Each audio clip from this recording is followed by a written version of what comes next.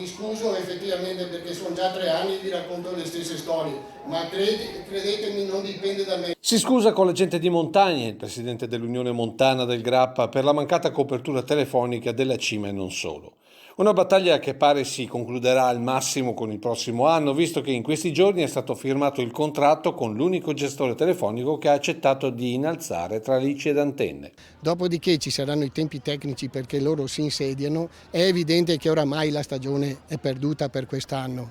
Però sicuramente io confido che in autunno sicuramente si potrà telefonare da Campocroce piuttosto che da Cimagrappa. Sarà questa l'eredità che il presidente Mares lascerà al suo successore a fine anno, col compito di portare avanti il progetto sulla biodiversità della biosfera del Grappa firmato UNESCO. Coinvolgeremo 25 comuni già coinvolti, appunto, tra i quali anche la città di Bassano piuttosto che Feltre, ovviamente Asolo e tutto il territorio del zona trevigiana e così via.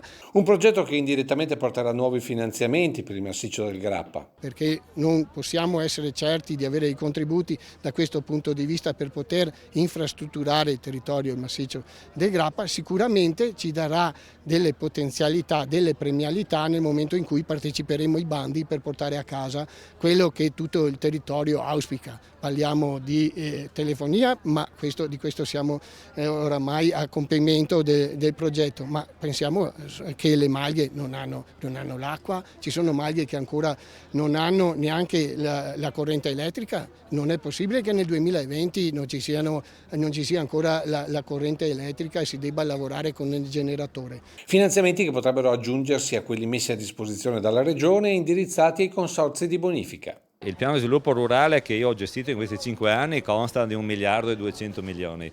Il 38% di questi fondi sono andati alla montagna veneta. Per l'acqua invece noi anche con i consorzi di bonifica e quindi con i fondi di consorzi di bonifica stiamo sviluppando un progetto di invasi in montagna. Perché adesso noi abbiamo tanta acqua in poco tempo, ce ne siamo accorti tutti, e a volte grandi siccità. E quindi mantenerle in alto, mantenerle in montagna significa portarla poi pian piano in pianura, ma allo stesso tempo dare acqua alle malghe.